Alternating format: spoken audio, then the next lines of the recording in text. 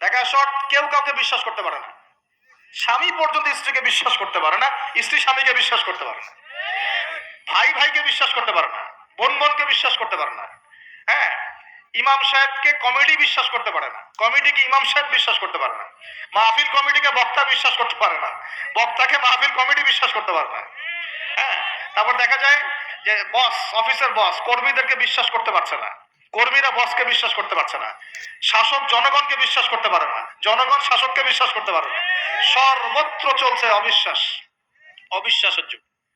বাজারে যাবেন এই কেনাকাটা করতে, বলবে একদম টাটকা ভাই, একদম ফ্রেশ, 7 দিনের জিনিস ফরমালিন মায়ের আপনাকে খাওয়াই দিয়ে দিল। বিরিয়ানি, বিরিয়ানি তো আমাদের এখানকার একটা কালচার। বিরিয়ানির যেতে যাবেন, গরু বলে যে কত কুকুর শিয়াল খাওয়াই দিচ্ছে আল্লাহ ভালো জানে, তাই না? গরু খাসি বলে কুকুর শিয়াল খাওয়াই দিচ্ছে, একদম তাজা দেশি মুরগি বলে মরা মুরগি খাওয়াই দিচ্ছে। হ্যাঁ, বড় বড় রিনাউন্ড কয়েকটা অভিযান করলো না কয়েকদিন আগে, দেখলেন মানুষকে মারার মতো বিষাক্ত রং মিশিয়ে খাওয়াই দিচ্ছে। আমানত সবার আগে উঠে যাবে, আমানত, বিশ্বাস। আমানতদার ব্যক্তিকে বলা হবে খেয়ানতকারী ব্যক্তি, আর খেয়ানতকার যে, ওকেই বলা হবে আমানতদার। যে আমানতদার তাকে বলা হবে খেয়ানতকারী, আর যে খেয়ানত করে ওকেই বলা হবে আমানতদার। তখন আল্লাহ পাকের আযাব আসবে প্রতিটা ক্ষেত্রে। বলবে যে ভাই মাছটা ফ্রেশ, দেখবেন যে পচা মাছ, বা এই যে ফ্রেশ গরুর মাংস, দেখবেন যে ওটাকে একদম ইনজেকশন মেরে মেরে মেরে গরুটাকে ফুলাই দিয়েছে। কোনো কোনো সময় দেখা যায় ডাব, ডাব খেতে আসেন শহরে, ডাব রাস্তার পাশে ডাব বিক্রি করতেছে, ডাব কেটে দেখবেন পানি অর্ধেক নাই, সিরিঞ্জ দিয়ে পানি বের করে ফেলছে। কোন যুগে আসছে? এটা আমাদের শহর ভাই, আমাদের শহর, যেখানে আমরা সবাই দাড়ি টুপি নিয়ে ঘুরে বেড়াই। আমরা বাইরে একটা অভিনয় করতেছি, আমরা আসলে বাইরে একটা অভিনয় করতেছি। আমরা মনে হয় নিজের সাথেই অভিনয় করছি, আমরা এখন মনে হয় নিজেদের সাথেই নিজের অভিনয় করছি। বাইরে গিয়েছে স্ত্রী শপিং করতে, এদিকে বয়ফ্রেন্ডের সাথে ডেটিং মেটিং করে বাসায় এসে স্বামীকে বলছে তোমার জন্য শার্ট কিনে নিয়ে আসলাম। হ্যাঁ, এদিকে স্বামী বাসা থেকে বের হয়েছে, ওইদিকে অফিসের কলিগদের সাথে দুই চারটার সাথে তার অবৈধ সম্পর্ক। ঠিক আছে, মানি ব্যাগ সার্চ করলে কন্ডম পাওয়া যায়, মানি ব্যাগ সার্চ করলে কি পাওয়া যায়? কন্ডম পাওয়া যায়। এবার প্রোটেকশন, এগুলো না করলে এইডস এর রোগ হবে। শিখিয়েছে যে যৌন সম্পর্ক করেন, অবৈধ যৌন সম্পর্ক করেন, কিন্তু প্রোটেকশন নিয়ে করেন, এগুলো শেখাচ্ছে মানুষ। তো এই জেনাকারী সমাজের উপর আল্লাহর গজব আসবে না তো কি আসবে বলেন? কি আসবে? ও বাইরে গিয়ে আরো 2-3টা মেয়ের সাথে সম্পর্ক করে বাসায় আসে, স্ত্রীকে বলছে আমি আমি তোমাকেই সবচেয়ে বেশি ভালোবাসি। মানে এখানে জেনাকে উস্কে দেওয়া হচ্ছে, আর হালাল সম্পর্ক, হালাল বিবাহ, এটাকে প্রতিবন্ধকতা সৃষ্টি করা হচ্ছে। আপনি হালাল বিয়ে করতে চান, পারবেন না, কঠিন। যৌতুক, এখানে আবার যৌতুকের ব্যাপার আছে। ভাবখানা এমন যে বিয়ে মানে একটা বাণিজ্য, একটা বাণিজ্য। মানে যখন মেয়ের বাবা বিয়ে দিবে, মেয়েটাকে পার করছে বড় অঙ্কের একটা টাকা দরকার এখানে। হ্যাঁ, আর ছেলের বাবা যখন মেয়ে নিয়ে আসছে, সেখানে আবার বড় অঙ্কের যৌতুক ইম্পোজ করছে। মেয়ের বাবা দিচ্ছে বড় অঙ্কের মোহর, আমার মেয়েকে বিয়ে করতে চাও, 20 লাখ টাকা মোহর লাগবে। ও ছেলের সামর্থ্য নাই, ও বলছে ঠিক আছে, আচ্ছা লেখুক, পরে বাসর রাত্রে মাফ করাই নিব আর কি। বাসর রাত্রে মাফ করাই নিচ্ছে, তারপরে সারা বছর, এটা সারা জীবন দেওয়ার কোনো নাম নাই, মেয়ের হক আর সে পেল না। এদিকে মেয়ের বাপও কম চালাক না, হ্যাঁ, সে আবার মোহর যেমন বাড়িয়েছে, ছেলের বাপও কম চালাক না, সে আবার এদিকে যৌতুক ইম্পোজ করেছে। ওই যৌতুকের টাকাটা নিয়ে মোহরটা দিব। সবাই চালাক, সবাই স্মার্ট। মানে প্রতারণা, অবিশ্বাসের যুগ চলছে। এটাই প্রতারণা, অবিশ্বাসের যুগ। একটা মেয়েকে বাইরে পাঠিয়েছেন বাবা, সেই মেয়ে বাবার কাছে খুব ভালো, দুধ খেতে মানে নাক চিপলে দুধ বেড়ায়, এমন একটা অবস্থা মেয়ের। বাইরে দেখবেন প্রাইভেটে গিয়ে, কোচিং এ গিয়ে 8-10টা প্রেম করা শেষ। হ্যাঁ, ছেলেকে পাঠিয়েছেন ইউনিভার্সিটি, বিশ্ববিদ্যালয়, আমাদের শহরেই, ছেলে খুব ভালো বাবার কাছে, একদম নাক চিপলে দুধ বেড়ায়।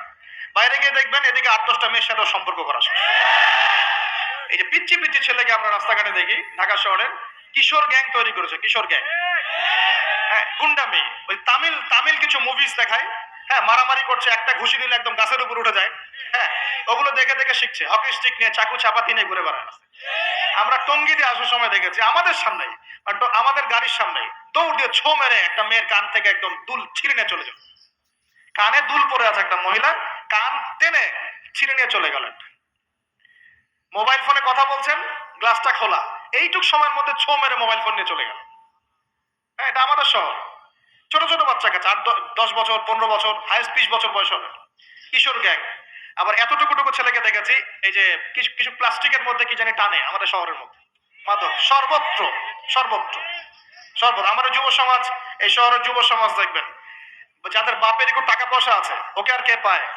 ওকে আর কে পায়? ওকে একটা বাইক কিনে দিয়েছেন, হ্যাঁ, ওই R15 টাইপের একটা বাইক দিয়েছেন, ব্যাস, তারপরে সারা দুনিয়া ঘুরে বেড়াবে। আর আর এই তো আমরা যে শহর, যে রাস্তাগুলো দিয়ে হাঁটাচলা করি, পিছনে মেয়ে তো থাকবেই বাইক থাকলে। আর মেয়ের অবস্থা এমন, মেয়ের অবস্থাটা এমন যে পোশাক তো নাই নাই, মনে করেন ছেলে তো, ছেলের পোশাক এখন মেয়ে পড়ছে, মেয়ের পোশাক ছেলে পড়ছে না, এখন তো ওই যুগ চলছে। এখন এই পোশাক পরে ছেলেকে পিছন থেকে এমন ভাবে জড়িয়ে ধরে যাচ্ছে রাস্তা দিয়ে ওপেনলি, পাবলিকলি, মনে হচ্ছে ওর স্বামী মনে হয়। আপনি কি আপনার স্ত্রীকে নিয়ে এভাবে ঘুরে বেড়ান? আপনি নিজে আপনার স্ত্রীকে নিয়েও এভাবে ঘুরতে লজ্জাবোধ করেন, আর তার সাথে তার কোনো হালাল সম্পর্কই নাই, জড়ায় ধরে ঘুরে বেড়াচ্ছে, মনে হচ্ছে খালি ওই বাইকের মধ্যে একটা বালিশ দিতে পারলে ভালো হইতো, একটা বালিশ আর একটা শোয়ার জায়গা দিলে বাকি কাজটা এখানেই করে ফেলাই পাবলিকলি। নবীজি এটাই বলেছিলেন যে শেষ জামানায় রাস্তাঘাটে মানুষ জেনা করবে, রাস্তাঘাটে জেনা করবে। এটা দেখার জন্য ঢাকা শহর সবচেয়ে ভালো জায়গা এখন। ঢাকার মতো বড় বড় যে শহরগুলো আছে না, সবগুলো এগুলো জাজল্যমান দৃষ্টান্ত হয়ে আছে এখন। রাস্তাঘাটে মানুষ জেনা করবে। মেয়েকে পড়তে পাঠিয়েছেন, টিউশন দিয়েছেন, ওই টিউশন দিয়েছেন, টিচারের সাথে অবৈধ সম্পর্ক করা শেষ। কোন জায়গায় টিচারকে বাসায় নিয়ে আসছেন, বাসায় এসে আমার মেয়েকে পড়ায় যান, কত বড় বুদ্ধিমান পিতা আপনি, হ্যাঁ, অলরেডি দেখবেন তার সাথে তার ঘটনা ঘটা শেষ হয়ে গেছে। আর মেয়েরা আপনাকে বলবে না, কারণ কেউ কেউ মানে বাধ্য হয়ে এইসব জায়গায় ভিকটিম হয়ে যায়, আবার কেউ কেউ নিজের ইচ্ছাতেই কাজগুলো করে।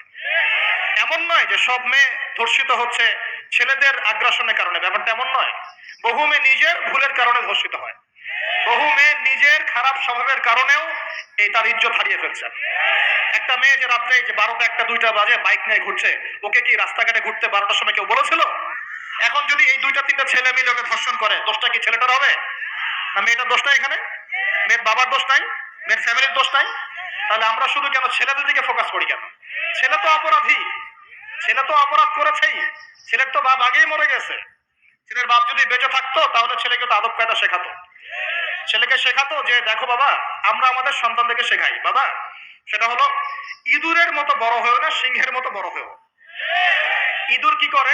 ইঁদুর রাতের অন্ধকারে মানুষের বাসায় বাসায় চুপচুপ করে খেয়ে বেড়ায়, দেখবেন তাই না? যারা রাতের অন্ধকারে জেনা করে বেড়ায় এরা ইঁদুরের মতো, রাতের অন্ধকারে খালি এই হোটেল ওই হোটেল, এই ঘর এই ঘরে ঘুরে বেড়ায়, এই প্রেমিকার ঘর এই প্রেমিকার ঘর, এই ফ্ল্যাটে ওই ফ্ল্যাটে ঘুরে বেড়ায়। আর যারা সিংহ পুরুষ তারা বিয়ে করে প্রকাশ্য স্ত্রীকে নিয়ে ঘুরে বেড়ায়। তো আমরা আমাদের ছেলেদেরকে এটা শিখাই না তো, বরং আমরা শিখাচ্ছি তোমাকে নিজের পায়ে দাঁড়াতে হবে, বড় হবা, 30-35 বছর হোক, তারপর বিয়ে করো। আর এই 18 বছর হওয়ার, 18 বছর হয়ে গেছে, 18 থেকে এই যে 30, এই 12 বছরে তার তো যৌবনের তাড়না ছিল, এই তাড়না মেটাতে না পেরে সে পতিতালয়ে গিয়েছে, ওই যে কার কার ফ্ল্যাটে গিয়েছে, কোথায় কোথায় মাদকের আসরে বসেছে, মেয়েদেরকে নিয়ে এইখানে ওইখানে ঘুরে বেরিয়েছে। আমরা তো এমনও দেখেছি যে গাড়ির মধ্যে ছেলের কোলে মেয়ে ঘুরে ঘুরে বেড়াচ্ছে এখানে। এই শহরগুলোর মধ্যে আল্লাহ পাকের আযাব আসবে না তো কি আসবে আমাকে বলেন? শেষ জামানায় যে কয়েকটা পাপের কারণে আযাব আসে তার মধ্যে অন্যতম সেরা পাপটা হচ্ছে জেনা। আমরা এই শহরটাকে জেনার শহর বানিয়ে ফেলেছি এখন, জেনার শহর। এগুলো গেল অবিবাহিতদের কথা। ইভেন ইউনিভার্সিটি গুলোর মধ্যে গিয়ে দেখবে, ইউনিভার্সিটিতে গোল করে গ্রুপ স্টাডি করছে, গোল করে, এবং ছেলের কাপড় মেয়ে পড়ছে, মেয়ের কাপড় ছেলে, কাপড়ের কোনো বালাই নাই। নবীজি বলেছিলেন শেষ জামানায় 2 শ্রেণীর মানুষ আসবে, আমি এদেরকে দেখি নাই। নবীজি দেখেন নাই মানে 1400 বছর আগে ওরা ছিল না। এক শ্রেণী হচ্ছে হাতের মধ্যে মানুষকে মারার কিছু অস্ত্র নিয়ে ঘুরে বেড়াবে, এরা মানুষকে নির্মম ভাবে পিটাবে, নির্মম ভাবে পিটাবে, নির্মম ভাবে মানুষকে পিটাবে। এই শ্রেণীকে আমি দেখিনি, এরা আসবে পরে। আর এক শ্রেণী হচ্ছে এমন এক শ্রেণীর মহিলা বের হবে যারা কাপড় পরেও নগ্ন থাকবে, নিজেরাও আকৃষ্ট হবে, অন্যকে আকৃষ্ট করবে। তো এই মেয়েদেরকে তো দেখতে পাচ্ছেন এখন, পাচ্ছেন না? তার মানে কিয়ামত কাছে না দূরে? আর আমি এখন ওই হাতে লাঠিওয়ালা ওই গ্রুপকেও খুঁজে পেয়েছি। হাতে লাঠিওয়ালা সেই গ্রুপ কোনটা জানেন? ওই যে ঘরের মধ্যে ঢুকায় ঢুকায় যে ছেলেগুলোকে মেরে মেরে রাত্রেবেলা মেরে ফেলায়, সেটা গ্রুপে। বিভিন্ন হলে হলে দেখেন না, হকি স্টিক নিয়ে 8জন 10জন মিলে এক একটা করে ছেলেকে ডেকে নিয়ে পিটাই পিটাই মেরে ফেলায়, এগুলো সেই ছেলে। এদেরকে যারা জন্ম দিয়েছে ওই বাপের জন্য ধিক্কার, এদেরকে যারা জন্ম দিয়েছে এই বাপের জন্য ধিক্কার। আর এখন এরকম লেডিস গ্রুপও বের হয়েছে, আর মেয়েদেরকেও হলে ডেকে ডেকে পিটানো শুরু করেছে। তোমরা কি মনে করো যে 5জন 6জন 10জন মিলে একজনকে সারা রাত টর্চার করে মেরে ফেলানোর মধ্যে সুপুরুষ তুমি? তুমি সুপুরুষ, তুমি অনেক বড় বীর, সাহস থাকলে তুমি একজন একজন মারামারি করে দেখাও না দেখি। তোমার এত বড় সাহস, তাহলে একজন একজন মারামারি করে দেখাও না। আসো রিং এর মধ্যে আসো, রিং এর মধ্যে আসো, তারপর দেখি তোমার কত শক্তি, আমাদের কত শক্তি। একজন 1-on-1 ব্যাটেলে আসো দেখি, খালি হাতে 1-on-1 ব্যাটেলে আসো। 8জন 10জন মিলে একটা বুয়েটের ছেলে, একটা মেডিকেলের ছেলে, একটা অমুকের ছেলে, তমুকের ছেলে, বাবা মায়ের স্বপ্ন লালন করা ছেলেগুলোকে ঘরের মধ্যে ঢুকাবা, সারা রাত পিটায় মেরে ফেলবা, এটাকে তোমরা সাফল্য মনে করো, বীরত্ব মনে করো? এই ছেলেগুলোকে জন্ম দিয়েছে যে পিতা মাতা, এদের জন্য ধিক্কার আমার পক্ষ থেকে। আপনারা এইসব সন্তান জন্ম দিতে গেলেন কেন? খিদির আলাইহিস সালাম বেঁচে থাকলে ছোটবেলায় মেরে ফেলতো এদেরকে। ওই যে খিদির আলাইহিস সালাম ছোটবেলায় একটা বাচ্চাকে মেরে ফেলছিলেন না? মুসা আলাইহিস সালাম বলেছিলেন যে একটা বাচ্চাকে কেন মেরে ফেললেন? তখন খিদির আলাইহিস সালাম বলেছিলেন, এই ছেলেটা যদি বড় হয়, বড় হলে অনেক বড় কাফের হবে। আল্লাহ আগে জানিয়ে দিয়েছেন, এই জন্য আগে মেরে দিয়েছে। এই বাচ্চাগুলোকে নিতে গেলেন কেন? কোন রকম লজ্জাবোধও নাই, চক্ষু লজ্জা নাই। এরপর যখন আইন শৃঙ্খলা বাহিনী এদেরকে অ্যারেস্ট করে নিয়ে যায়, বীরের মতো হাসতে হাসতে চলে যায়। ও জানে যে আমার কোনো সমস্যা হবে না, পাঠ্য দিয়ে বেরিয়ে চলে আসবে। তোমরা এগুলোকে বীরত্ব মনে করো, তোমরা বীরত্ব মনে করো, সুপুরুষ হয়ে গেছো তোমরা। এতই যদি ক্ষমতা থাকে, সাহস থাকে, তো একজন একজন মারামারি করো না কেন? 1-on-1 ব্যাটেল আসো, তারপর দেখো কে জিতে কে হারে। 10জন মিলে একজনকে পিটাবা, মনে করছো বড় বীর হয়ে গেছো। এখন 10টা মেয়ে মিলে একটা মেয়েকেও পিটাচ্ছে। সুবহানাল্লাহ। একটা মেয়েকে আপনি ঘরের মধ্যে ঢুকায় সারা রাত পিটাবেন, মেয়েটা কাঁদতে কাঁদতে বলছে আমার পায়জামা পর্যন্ত খুলে ফেলেছে টান দিয়ে।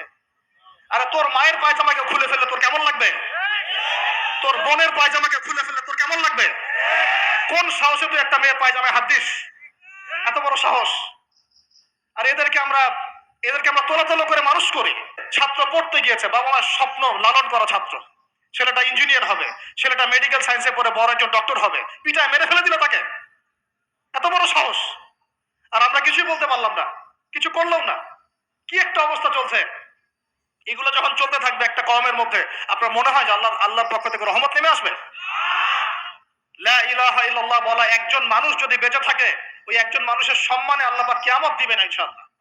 সে একজন মানুষকে এভাবে নির্মম ভাবে পিটিয়ে মেরে ফেলো তোমরা। এখন মানুষকে পেটানো শুরু করেছো। নবী সাল্লাল্লাহু আলাইহি ওয়াসাল্লাম শেষ জামানের হাদিস সম্পর্কে বলেছিলেন যে আমি এক শ্রেণীর মানুষকে দেখি নাই যারা আসবে মানুষকে নির্মম ভাবে মারবে, নির্মম ভাবে মানুষকে পিটিয়ে মারবে। আর কোরআন খুলে দেখেন, একটা জাতির কথা আল্লাহ পাক বলেছেন, এই জাতির নাম হচ্ছে আদ জাতি। কোন জাতি ভাই? এই আদ জাতিকে আল্লাহ পাক ধ্বংস করেছিলেন ঝড় দিয়ে, ঝপটা দিয়ে। আল্লাহ পাক এই কওম সম্পর্কে বলেছেন ওয়াইযা বাতাসতুম জাব্বারিন, ওরা শিরক কুফর তো করতোই, কিন্তু এর পাশাপাশি একটা বড় পাপ করত। ওই পাপটা হচ্ছে এরা যখন মানুষকে পেত, পিটিয়ে মেরে ফেলতো, নির্মম ভাবে পিটিয়ে মেরে ফেলতো। এই আদ জাতির পাপ তোমরা করা শুরু করেছো। এখন আমাদের শহরে এগুলো চলছে না? এখন দিনে দুপুরে রাস্তাঘাটে এগুলো চলছে। শিক্ষা প্রতিষ্ঠানে গিয়ে এগুলো মাস্তানি করতে গিয়েছো তোমরা। আমার ভাই হয়ে যদি এই কাজ করো, আমি তোমার চেহারা পর্যন্ত দেখতে যাবো না ইনশাআল্লাহ তাআলা। আল্লাহ রাব্বুল আলামিন আমাদেরকে ওমরের শাসন দান করুন বলি আমি। একটা মাস ওমরের শাসন যদি চলে না, দেখবেন সব লাইনে চলে আসছে ইনশাআল্লাহ। একটা মাস খালি ধর্ষণের বিচার করা শুরু করেন, ধর্ষণ করার সাহস খুঁজে পাবেন ইনশাআল্লাহ। কোন মাদ্রাসাতে আমরা দেখেছি, কোন মাদ্রাসাতেও এই যে হাফেজ ছাত্র হতে গিয়েছে, বাবা মা হাফেজ বানাবে, মাদ্রাসায় পাঠিয়েছে, মাদ্রাসার শিক্ষক ছেলেটাকে বলাৎকার করে রেখে দিয়েছে। হ্যাঁ, ঢাকা শহরের ঘটনা বলছি। আমাদের সন্তানকে কোথায় পাঠাবো তাহলে? পাপ যেই করুক, পাপ পাপী। এখানে যদি দাড়ি টুপিওয়ালা মানুষও পাপ করে, তাকেও শাস্তির আওতায় নিয়ে আসতে হবে। আল্লাহ পাক তৌফিক দান। মাদ্রাসায় আপনি ছাত্রকে বলাৎকার করবেন? মাদ্রাসায় আপনি সমকামিতা করবেন? আপনার তো লিঙ্গ কেটে জাতির সামনে উপস্থাপন করা দরকার। উমরের শাসন হলে এটাই হতো। উমরের শাসন হলে আল্লাহর কসম করে বলছে এগুলোই হতো। ওয়াজ মাহফিল গুলাকে দিনের এই পবিত্র আমানত গুলোকে অনেক জায়গায় ঠাট্টা মশকরার পাত্র বানানো হয়েছে। কোথাও দেখা যায় যে ওয়াজ মাহফিল সিজনে যে বললাম ডিজে জিকির চালু করা হয়েছে। ফাইজলামি শুরু করছো, দিন নিয়ে তোমরা ফাইজলামি শুরু করছো। ইনশাআল্লাহ তাআলা অচিরেই এই উম্মতের মধ্যে এমন নেতৃত্ব আসবে ইনশাআল্লাহ, যে নেতৃত্বের আন্ডারে ইনশাআল্লাহ তাআলা জমিন থেকে জুলুমের শেকড় উপরে যাবে ইনশাআল্লাহ। আমরা আল্লাহর কাছে দোয়া করি, আল্লাহ পাক আমরা বেঁচে থাকি না থাকি এমন প্রজন্ম যেন আল্লাহ পাক নিয়ে আসেন ইনশাআল্লাহ। সারা দুনিয়া জুড়ে ফাইজলামি শুরু হয়ে গেছে, সারা বিশ্ব জুড়ে এই যে পশ্চিমাদের যে আগ্রাসন, মুসলিম বিশ্বের আনাচে কানাচে অসহায় মুসলিমদেরকে নির্যাতন করা হচ্ছে নির্মম ভাবে। একটা বাচ্চা সে জানে না যে শিয়া কি সুন্নি কি, বোম মেরে নষ্ট উড়িয়ে দেওয়া হলো, মাথার খুলি উড়িয়ে দেওয়া। একটা বাচ্চা, একটা মা জানে না শিয়াইজম কি সুন্নিজম কি, মিসাইল মেরে বোম মেরে হত্যা করে দেওয়া। ফাইজলামি শুরু হয়েছে। সারা বিশ্ব জুড়ে এগুলো চলতেছে। সারা বিশ্ব জুড়ে মিডিয়ার মধ্য দিয়ে মুসলিমদেরকে আজকে সন্ত্রাসী বানানো হয়ে দিয়েছে। সারা বিশ্বে রক্তও ঝরবে আমাদের, আবার আমাদেরকেও সবাই সন্ত্রাসী বলে বেড়াবে। নাটক শুরু করেছে নাকি? নাটক। সারা বিশ্ব জুড়ে সবচেয়ে শান্তিকামী মানুষ কারা? আমরা, অন্য কেউ আছে? সারা বিশ্বের মানুষের, নিরীহ মানুষের রক্ত কাদের হাতে লেগে আছে? আমাদের হাতে? আমরা ইরাকে মানুষ হত্যা করেছি? আমরা আফগানিস্তানে মানুষ হত্যা করেছি? আমরা উইঘুরদেরকে হত্যা করেছি? আমরা রোহিঙ্গাদেরকে হত্যা করেছি? আমরা বিগত 12, 14, 15 বছর ধরে সিরিয়াতে বাচ্চাদেরকে হত্যা করেছি? বিগত প্রায় 70 বছর থেকে প্যালেস্টাইনে আমরা মানুষকে হত্যা করেছি? আমরা কি এই যে লেবানন, জর্ডান এই জায়গাগুলোতে মানুষকে আমরা মারছি? তাহলে সারা বিশ্বে আমাদেরকে আজকে সন্ত্রাসী কেন বলা হবে? কি কারণে বলা হবে? আর আমরা কেউ কোনো কথাও বলি না, মন থেকে ঘৃণাও করি না। এই কথাগুলো বলবেন কারা? বলবেন তো আলেম ওলামারা। এখন যদি আমরা এই ওয়াজ মাহফিলের স্টেজগুলোকে সার্কাসের মঞ্চ বানিয়ে ফেলি, এই আমানতের হক কে আদায় করবে? কে আদায় করবে? আল্লাহ পাক আমাদের সবাইকে বোঝার তৌফিক দান করুন। আমরা আশা করি ইনশাআল্লাহু তাআলা আমাদের উপরে যারা আছেন তাদের বোধোদয় হবে ইনশাআল্লাহু তাআলা। আমরা কারো শত্রু নই। ইসলাম কারো শত্রু নয়, কারো খারাপ চায় না। ইসলাম চায় সমাজের ন্যায় প্রতিষ্ঠা হোক, এবং ন্যায়টা যে কারো হাত দিয়ে প্রতিষ্ঠা হোক, কোনো সমস্যা নাই। এক্স ওয়াই জেড যেই হোক না কেন, যার হাতে ন্যায় প্রতিষ্ঠা হবে আমরা তার জন্য দোয়া করবো ইনশাআল্লাহ। আর যে অন্যায়কে প্রশ্রয় দিবে, প্রতিষ্ঠা করবে, আমরা তার ধ্বংসের জন্য আল্লাহর কাছে দোয়া করবো ইনশাআল্লাহ। আর আল্লাহ পাকের গজব যখন নেমে আসবে কেউ ঠেকাতে পারবে না ইনশাআল্লাহ। আমি বলে দিয়েছি প্রথমেই, সবকিছু মালিককে, সব ক্ষমতা কার হাতে? প্রিয় যুবক ভাইয়েরা, স্পেশালি আগামী দিনে ইসলামের পতাকা হাতে নিয়ে বিশ্বকে চ্যালেঞ্জ করার জন্য এখন থেকে প্রস্তুত হয়ে যান। একদিনের মাহফিল দিয়ে কিচ্ছু হবে না, একদিনের মাহফিল দিয়ে গরম বক্তব্য দিয়েও কিছু হবে না। আপনাদের সবাইকে কনস্ট্রাকটিভ কাজ করতে হবে। প্রত্যেক মুসলিম ভাইকে 5 ওয়াক্ত নামাজ আদায় করতে হবে, আল্লাহ পাক তৌফিক দান করুন। প্রত্যেক ভাইয়ের যাদের যাকাত ফরজ হয়েছে, যাকাত অবশ্যই দিতে হবে ইনশাআল্লাহ। বেশি বেশি দান সদকা করবেন। নিজের পরিবারের মধ্যে কোনোভাবেই অনইসলামিক কোনো সংস্কৃতি আসতে দিবেন না। নিজের পরিবারের মধ্যে পর্দা প্রতিষ্ঠা করবেন। কোনো অবস্থাতেই হারাম রিজিকের দিকে যাবেন না ইনশাআল্লাহ। আপনার সন্তান সন্ততিদেরকে ছোটবেলা থেকেই মুসলিম রূপে মানুষ করবেন, কোনো রকম অমুসলিম কালচারে বড় করবেন না। আপনার সন্তানদেরকে ছোটবেলায় কোরআন শেখাবেন, হাদিস শেখাবেন, আলেম ওলামা সোহবত দিবেন, হকপন্থী আলেম চিনবেন, তাদের কাছে সন্তানদেরকে পাঠাবেন ইনশাআল্লাহ। ইসলামকে নিয়ে ঠাট্টা বিদ্রুপ করবেন না, রং তামাশা করবেন না। এই যুগ সম্পর্কে সচেতন থাকবেন। কি হচ্ছে, কি চলছে, হাদিসে কি আছে, কোরআনে কি আছে, সামনে কি হতে পারে, সচেতনতা তৈরি করবেন। এই চলমান ফিতনাময় পরিবেশে নিজের ঈমান আমলকে এমন ভাবে ধরে রাখবেন যেমন করে হাতের মধ্যে মানুষ আগুন ধরে রাখে, ঈমান ধরে রাখে। পরিবারের মধ্যে বেপরদামিকে স্থান দিবেন না। পরিবারের ছেলে কি করছে, মেয়ে কি করছে, আপনার আত্মীয় স্বজনের হক ঠিক আছে কিনা, প্রতিবেশীর হক ঠিক আছে কিনা, প্রতিটা বিষয় as a Muslim leader of the family আপনাকে এগুলো দেখতে হবে। আল্লাহ পাক তৌফিক দান করুন। এবং বেশি বেশি সামাজিক কিছু অ্যাসোসিয়েশন গড়ে তুলবেন যেগুলো সামাজিক অন্যায়গুলোকে প্রতিরোধ করবে ইনশাআল্লাহ। সামাজিকভাবে ন্যায় ছড়িয়ে দিবে, সামাজিকভাবে ইসলাম ছড়িয়ে দিবে ইনশাআল্লাহ তাআলা। শিক্ষা প্রতিষ্ঠান গড়ে তুলবেন যেখানে জেনারেল এবং ইসলামিক শিক্ষার সমন্বয় থাকবে, আলোকিত প্রজন্ম গড়ে উঠবে ইনশাআল্লাহ তাআলা। এরকম সমাজের অবস্থায় কি আল্লাহর আযাব আসবে না রহমত আসবে? এই হচ্ছে আমাদের সমাজের অবস্থা। এখন কতগুলো বলে শেষ করব। প্রতি ঘরে ঘরে ব্যভিচার ঢুকে পড়েছে, ঘরে ঘরে ব্যভিচার, পরকিয়া ঢুকেছে, পরকিয়া। আর অর্থনৈতিক ক্ষেত্রে ঘরে ঘরে ঢুকেছে সুদ আর সুদ, ঘুষ ঢুকেছে ঘুষ, এদিকে সুদ ঢুকেছে, দুর্নীতি ঢুকেছে, অন্যের সম্পদ অন্যায়ভাবে হস্তক্ষেপ করার নোংরা সংস্কৃতি ঢুকে পড়েছে প্রত্যেক জায়গায় জায়গায়। আমাদের ইয়াং জেনারেশন নিজেদের ইতিহাস ভুলে গেছে যে আমরা কার উত্তরসূরি। খালেদ বিন ওয়ালিদের নামও তারা জানে না, উমর ইবনুল খাত্তাবের নাম জানে না, তারেক বিন জিয়াদকে চিনে না, মুহাম্মদ বিন কাসিমকে চিনে না।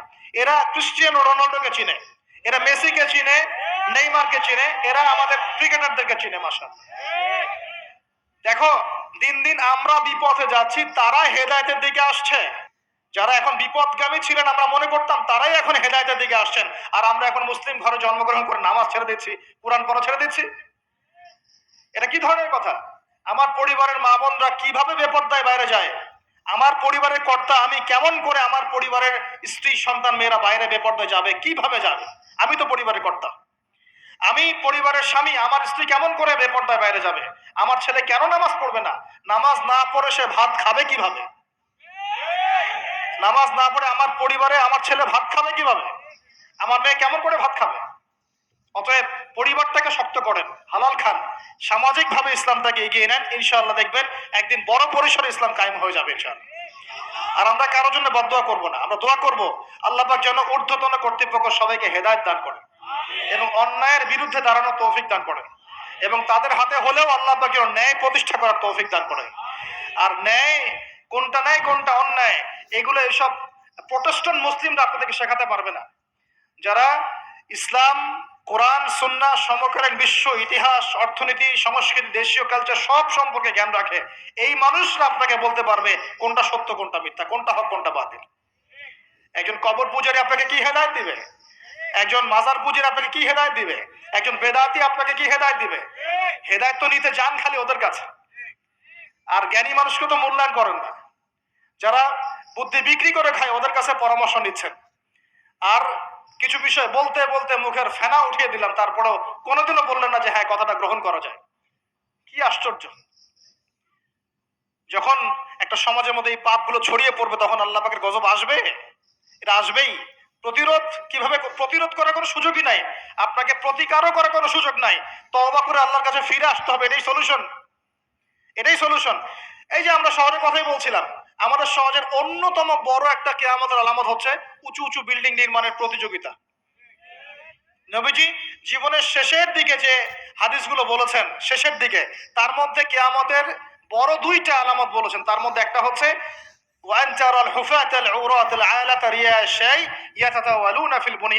যখন দেখবে সমাজের সবচেয়ে নিম্ন শ্রেণীর মানুষেরা, রাখাল টাইপের মানুষ, গায়ে জামা নাই, পায়ে স্যান্ডেল নাই, উঁচু উঁচু বিল্ডিং নির্মাণের প্রতিযোগিতা করছে। ধনীরা বিল্ডিং নির্মাণ করবে এমনটা নবীজি বলেন নাই। নবীজি বলছেন গরিব, ফকির, মিসকিন, গায়ে কাপড় নাই, স্যান্ডেল নাই, এরা বিল্ডিং নির্মাণ করবে না, প্রতিযোগিতা করবে একে অপরের সাথে। এখনকার আরব বিশ্বটের জাজল্যমান দৃষ্টান্ত, এখনকার আরব বিশ্বটের জাজল্যমান দৃষ্টান্ত। অনেক সলফে সালেহিন বলেছেন যে এই হাদিস থেকে আরবদেরকে ইশারা করা হয়েছে। এটা আমাদের ঢাকার মতো চলে আসছে। আজকালকে যার এক জায়গা টাকা পয়সা ছিল না, আজকে 10 তলা 20 তলা ফ্ল্যাটের মালিক। কিভাবে সম্ভব? সুদের মধ্য দিয়ে সম্ভব, দুর্নীতির মধ্য দিয়ে সম্ভব, কালো টাকার মধ্য দিয়ে সম্ভব, অন্যের সম্পদ অন্যায়ভাবে হস্তক্ষেপ করার মধ্য দিয়ে সম্ভব। আর মাশাআল্লাহ, যার একটা 5-10 তলা বাড়ি আছে আমাদের শহরে, অন্য মানুষকে মানুষই মনে করে না, ভাড়াটিয়াকে মনে করে যে তেলাপোকা, ককরোচ, ছিছি করে তার আছে। কত যে শর্ত! কোনো সময় এমনও হয়েছে মানে বাড়ি ভাড়া চাইতে গিয়ে যে বেইজ্জত হতে হয়েছে, মনে হলো যে বাড়ি ভাড়া চাইতে গিয়ে মানে নিজের সম্মান নিজে নষ্ট করে ফেললাম আর কি। সুবহানাল্লাহ। কারণ যখন নিম্ন শ্রেণীর মানুষের কাছে অর্থ আসে তখন কিন্তু এদের মধ্যে কালচার আসে না, কালচার আসে না। সম্পদ আসে ঠিকই, কিন্তু কালচার, সভ্যতা আসে না। তারা অসভ্যই থেকে যায়। কাকে সম্মান দিতে হবে, কাকে দিতে হবে না সেটাও জানে না। কথা বুঝতে পারছেন? এটা আমাদের সমাজ এখন চলছে, হাইলি কনস্ট্রাক্টেড বিল্ডিংস এর প্রতিযোগিতা। আর আমরা বলবো কেন, এই যে এখনকার সেকুলার রিপোর্ট গুলোই বলছে বেশিরভাগ বিল্ডিং এরই দেখা যায় যে কোনো রকমের ভিত্তি নাই। এই 5-6 মাত্রা ভূমিকম্প হলেই সব দরদর করে পড়ে যাবে। আরো এই যে অহংকার, আমি একটা ফ্ল্যাটের মালিক, ঢাকা শহরে মনে হচ্ছে যেন পরিচয়ের মানদণ্ড হচ্ছে এটাই। জিজ্ঞাসা যদি করেন যে ভাই আপনার নাম কি করেন, বলবে ওই যে ফ্ল্যাটটা দেখছেন 10 তলা, ওইটা আমার। ভাবখানে এমন হচ্ছে এটাই তার পরিচয়ের মানদণ্ড। সে কি করে, তার শিক্ষাগত যোগ্যতা কি, কোন প্রফেশন, এগুলো বড় কথা নয়। ওই যে ফ্ল্যাটটা দেখছেন 6 তলা, ওইটা আমার। অনেকে এসে পরিচয় দেয়, আমি অমুক পার্টির অমুক, আমি অমুক পার্টির তমুক, আমি অমুকের সাধারণ সম্পাদক, আমি অমুকের সভাপতি। এগুলো পরিচয়? এগুলোই মানুষের পরিচয়? আমি অমুক দল করি, তমুক দল করি। পরিচয় কি তোমার? তুমি কি এই পরিচয় দিয়ে কাল কিয়ামতের মাঠে আল্লাহর সামনে দাঁড়াবা? তোমার পরিচয়টা কি? পরিচয় হচ্ছে তোমার শিক্ষাগত যোগ্যতা কি, তুমি সমাজকে কতটুকু সার্ভ করতেছো, তোমার ইলমি যোগ্যতা কি।